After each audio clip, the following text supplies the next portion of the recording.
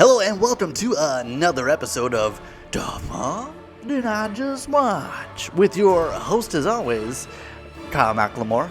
This week we'll be recapping and reviewing the latest installment of the Evil Dead franchise. That's right, it's Evil Dead Rise.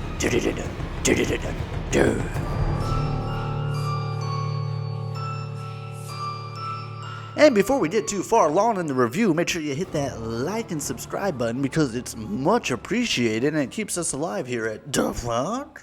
And if you haven't seen Evil Dead Rise and would still like to, make sure you pause now and return later as there may be several spoilers up ahead. That's right, this is your official spoiler alert. With the original Evil Dead being released in 1981 and with the most recent Evil Dead film being released in 2013, it's been a while since we've had some sweet, sweet demon-possessed action. And writer-director Lee Cronin comes swinging into the Evil Dead franchise to bring us an absolute bloodbath. And I mean that in the best possible way. Director Lee Cronin also breaking ground in the Evil Dead franchise by being the first film to not take place in the cabin in the woods. That's right, all these demons have finally made it to the big city. For the most part, Lily Sullivan is our main character. She's going to visit her estranged sister, who is recently single and raising 3 kids all by herself as she lives in this kind of run-down apartment building. And as it often goes in these Evil Dead movies, it doesn't take long for someone to find the Book of the Dead, and for all sorts of shenanigans to ensue. And so let's start with some of the acting in the film, starting with our lead, Lily Sullivan. Relatively new to the scene, or at least relatively new to me, Lily Sullivan doesn't have a ton of previous work before Evil Dead, but having seen her in this, she really impressed me with her presence and acting abilities. Lily Sullivan giving a great performance. Not only is she our strong, heroic lead, but she's also really relatable and down to earth, and also she is down for the franchise because as anybody is a fan of Evil Dead, you know there's one thing that you have to do if you're the lead role in this film, and that's get drenched in blood. And speaking of drenched in blood, that brings us to Alyssa Sutherland, who is on the other side of the coin.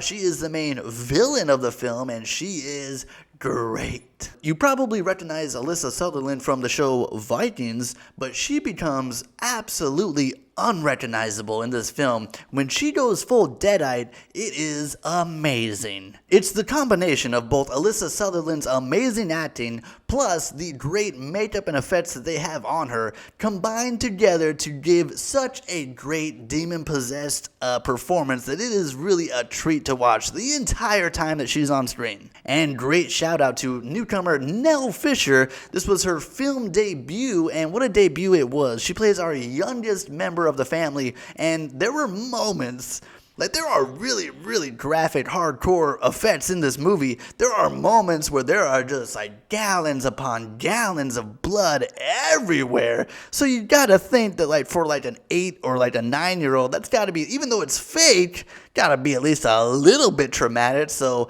hey, tip of the hat to Nell Fisher for being a trooper and giving a great performance. It's gotta be semi-traumatizing, or she is just a hell of a trooper. Either way, she's killing it, and I can't wait to see more of her in the future. And so let's talk a little bit about those effects and the cinematography. When it comes to the Evil Dead franchise, there is a certain level of expectation that comes with it. There's a certain level of blood and gore that you have to reach to hit that Evil Dead level. And if you were worried that maybe Evil Dead Rise wouldn't live up to that expectation, don't be. Because Evil Dead Rise brings the blood. Evil Dead Rise brings the gore. And Evil Dead Rise gets the vibe too. Director Lee Cronin, he gets the Evil Dead vibe where it's yeah, there is lots of blood. Yeah, there is lots of gore. There is lots of horror.